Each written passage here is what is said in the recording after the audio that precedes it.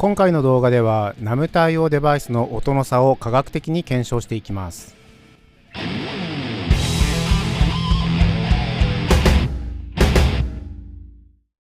こんにちは、イサムです。ギター機材を雰囲気じゃなく理解して使うチャンネルです。早速ですが、今回のテーマはこんな問いです。デジタルマルチ、NAMU が一緒なら音は同じになるのか問題。今回はそこを掘り下げていきます。今回のメニューはこちらです。それでは行ってみましょう。まずはじめにニューラルアンプモデリングとはから入っていきます。ニューラルアンプモデリングを説明する前にアンプモデリングの全体のお話です。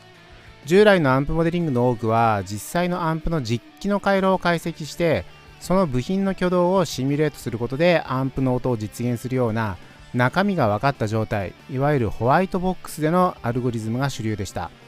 近年では AI の発展に伴い中身がどうなっているかはわからないけどこういう音を入れたらこんな音が出てくるんだっていうのをひたすらに学習させてアンプの挙動を再現する。それがブラックボックスアルゴリズムです。キャプチャーなんても言われますね。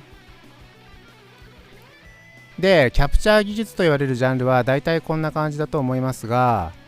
ケンパーやクワッドコーテックス、トーン X などそれぞれの機種専用にトーンライブラリーを持っていて、そのライブラリーは他のメーカーでは使えないっていうような囲い込み型のエコシステムを作っていました。一方、ニューラルアンプモデラー、通称 NAMU は技術が公開されており、トーン3000などの共有コミュニティを通じてライブラリーを共有するような、そんなオープンなエコシステムが形成されています。つまり素晴らしい品質のトーンがメーカーの垣根を越えて NAMU 対応デバイス上で実行できるようになってきています。高品質の NAMU ファイルを入れることで高品質なアンプモデルが手に入る、そんな時代になってきてます。そこで最初の問いに戻ります。同じ NAMU ファイルを違う機種で実行したら果たして同じ音になるのか、それとも。この問題について長官と実測データから明らかにしていこうと思います。なお、このレポートは民生機器での実験であり、研究室レベルの精度はありません。私個人の一見解であることをあらかじめご了承ください。それでは、マルチエフェクターへの NAMU の導入について説明していきます。今日取り上げるのは僕の手元にある3機種、ソニーケイキのスマートボックス、ベイルトンの GP50、ニュー X の MG30、いずれも NAMU に対応しています。これら3機種に同じ NAMU ファイルを入れた場合にどうなるかを試していこうと思います。で、NAMU はもともと PC 上で実行するソフトウェアとして公開されていました。これを実行するには PC の高い演算能力が必要となりますが、マルチエフェクターではそのままでは実行することができません。そこで、マルチエフェクターに搭載されるデジタル信号処理の DSP、そのハードウェアに合わせてNAMU の最適化を行ってマルチエフェクター上でも NAMU を実行できるようにしています。2026年2月の時点ではまだ NAMU は第一世代のアーキテクチャなのでハードに合わせた変換が必要になりますが、今後 A2 と言われる次の世代ではアルゴリズムを軽量化して非力なハードでも実行できるようになるようです。まあそれは置いといて、この NAMU の変換のところの精度やさらにはハードウェアとしてのアナログデジタル変換のところとか、そういったところが音質に影響してくるハード差分になると思っています。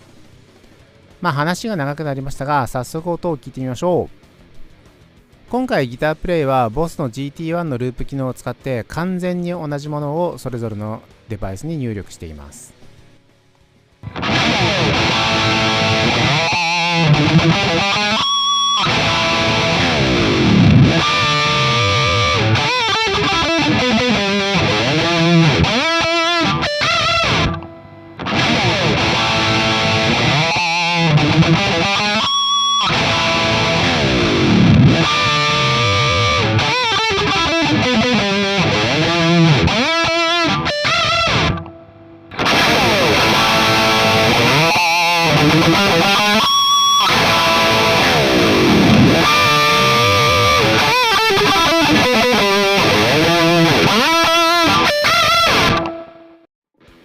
いかがでしたか？ちょっと違いましたよね。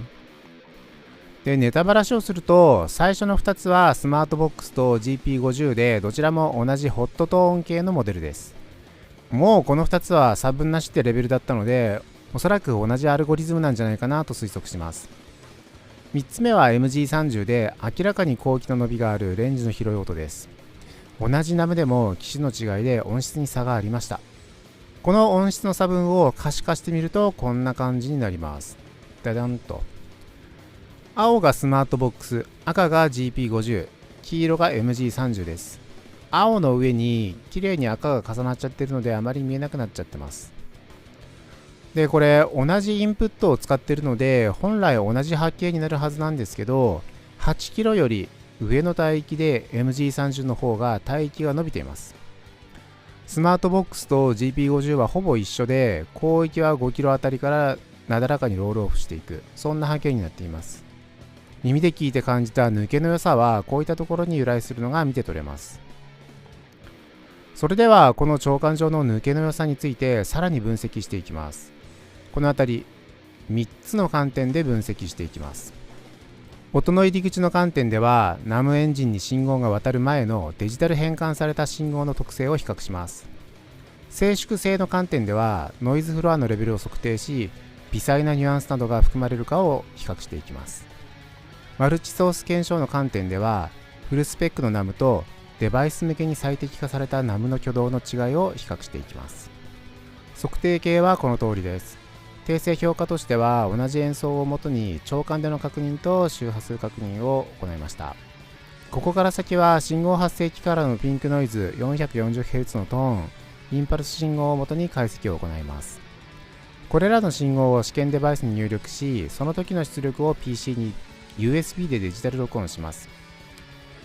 比較のために PC 上でナムを適用した音とも比べてみようと思います。ではまず音の入り口 ADC の特性差から確認していきます。測定系はこのようにしていて、マイナス 20dBFS のピンクノイズを BOSS の GT1 から出力して、それぞれのエフェクターに入力します。この時のアナログの振幅電圧 VPP は不明ですが、条件は一定にしておきます。エフェクターのエフェクトブロックは全てオフにした状態で USB 接続にて PC で録音します。言ってみればドライ音を録音することになります。この時ホットトーン系の2機種はマスターボリュームを80に揃えています。MG30 はデジタルボリュームはありませんでした。これによりピンクノイズを入力した際のノーエフェクトのデジタル出力からデバイスごとの AD コンバーター AD 変換の特性差を明らかにすることができます。その結果がこちらになります。MG30 の方は広域が平坦に伸びていて、その他の2つは単純にオクターブあたりマイナス 3dB の傾斜の直線になっています。今回テストに使ったピンクノイズとしては、この傾斜があるのが正しい状態なので、むしろ MG30 の方が広域を持ち上げているということがわかります。NewX の MG30 はデジタル変換した段階で明らかに 8kHz 以上を持ち上げており、明瞭さを意図的に加えているのに対し、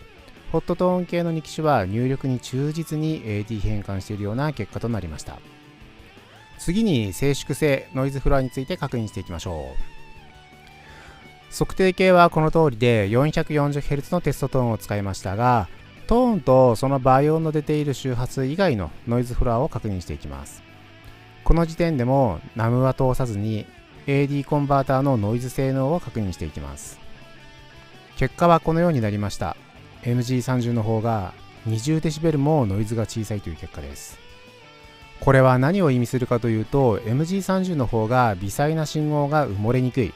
細かなニュアンスごと NAM に入力できるため、出力としての鮮明度も上がってくるということです。つまり MG30 の方が解像度が高く感じるのは、素材の持ち味を生かしてそのまま微細な倍音ごと NAM にかけることができるからです。これはデジタルのビット振動の差というより、アナログのノイズ耐性の違いだと考えられます。さらにマルチソース検証を行っていきます。これにより NAM をデバイスで実行した場合と PC で実行した場合の影響差分について確認します。測定系はこのようになっています。この絵の通り、デバイスでデジタル化しただけのドライオン ① に対して PC で NAM を適用した ③ と、デバイスで取得したデバイス NAM 適用 ② を比較し、その差分から NAM の最適化の影響を確認します。すると結果はこうでした。左のグラフはスマートボックスのデバイス出力と、スマートボックスのドライオンに PC でネイティブの NAM を適用した結果を重ねたものです。広域はネイティブ NAM の青色の方が伸びていますが、極端に違うということはない印象です。これは GP50 もほぼ同じ結果でした。一方、右側の MG30 では、デバイスで NAM 適用した場合に広域が持ち上がっているのに対して、PC でネイティブの NAM を適用した場合では持ち上がることなく自然にロールオフしています。MG30 本体で NAM 適用した時のみ、高周波成分に差分が見られるということが分かりました。それぞれの機種から取ったドライシグナルに PC で NAM を適用した場合の結果を重ねてみると、ホットトーン系と MG30 では、ほぼほぼ同じ傾向になりました。MG30 のドライシグナルは明らかに広域が強かったんですが、 PC 版の NAM に通すと他の機種の結果にほぼ収束する。なぜこのようなことが起きるのでしょう。ここまでの結果をもう一度おさらいすると、こんな絵になります。同じギターからの入力をそれぞれのデバイスに最適化された NAM を適用して出力すると、機種ごとに音質差がありました。また機種ごとに取り出したドライシグナルにも差がありました。しかしそれらに PC でネイティブのフル NAM を適用すると差がなくなってしまいました。つまり PC での NAM 適用で音質の差が吸収されるというようなことが起きています。それはなぜか。これ収束って現象が起きてるんですね。めちゃくちゃパワフルなプロセッサーが入力されてきた信号のちょっとした違いを判断して、全部をたった一つの理想の音に無理やり合わせちゃう、そんな現象です。例えて言うと、どんなにおしゃれな私服を着てきても厳しい校則で全員同じ制服にビシッと着替えさせられちゃうみたいな、個性が全部消えちゃうような、そんなことが起きてます。 PC 版のフルスペックの NAM は演算精度が非常に高く、入力信号に多少の差があってもそれを誤差として吸収し、プロファイルが持つ本来の正解に強力に引き戻す力を持っています。これをロバスト性と言います。このため PC 上では機種差が消えてしまいます。例えるなら、形の違う積み木が頑丈な正方形の抜き型を無理やり通り抜けた結果、すべて綺麗な正方形に揃っているような、圧倒的な計算パワーで入力の癖を誤差として削ぎ落として正解へ強制連行する、そんなイメージです。一方、デバイス側では DSP 負荷を考慮して計算が最適に簡略化されています。そのため入力信号のトーン変化に対してルーズであり、 ADC で作られた明るさなどの個性をそのまま出口までスルーさせる傾向があります。例えるなら、形の違う積み木が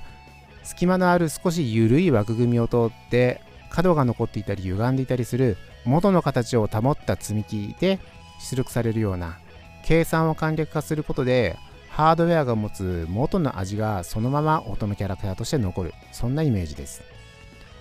これが PC 上で個性が消え、実機では個性が残った原因だと考えています。ここで一つ大きな問いが生まれます。この収束は低価格機だけの弱点なのでしょうか。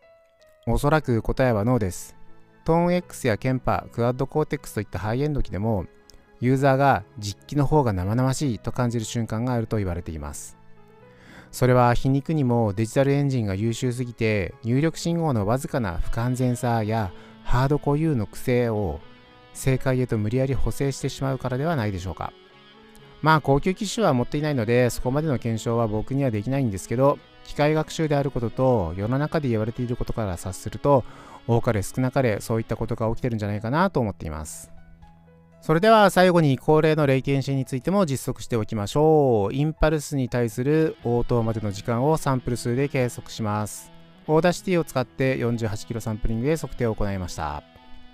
結果はこの通り、MG30 が圧倒的に速いです。この速さが指先のニュアンスと出音の直結につながって弾き心地の快適さを後押ししている、そんな裏付けになると思います。やっぱり圧倒的に速いです MG30。ということで今回は同じナム、同じ入力信号、違う機種でどう音に違いが出てくるかを確認しました。 MG30 は楽器としての明瞭さを狙い広域に演出を施している。一方ホットトーン系は忠実に入力を捉えている。それによりリファレンスとの一致度はホットトーンの方が高くなりますが MG30 はより抜けが良くなっている。これらの差分はハードウェアの設計思想と簡略化されたエンジンによってもたらされた差分だということが今回の結論です。デジタルアンプシミュレーターの音はアナログ回路、フィルター設計、デジタル処理など様々な要素の設計思想の違いが音に現れてきているということです。海外の検証ではネイティブのナムに対応する新製品ストンプステーションプロのような高性能機が PC と同等の収束を達成した報告がありました。ですが僕の検証で見えてきたのは収束させないことで生まれる楽器の味という MG30 の逆転の発想でした。ということで同じナムファイルだから同じ音になるとは限らないということを技術的に結論付けてみました。耳で感じ取った違い、データで裏付けを取りました。機材は道具ではない楽器なのだ。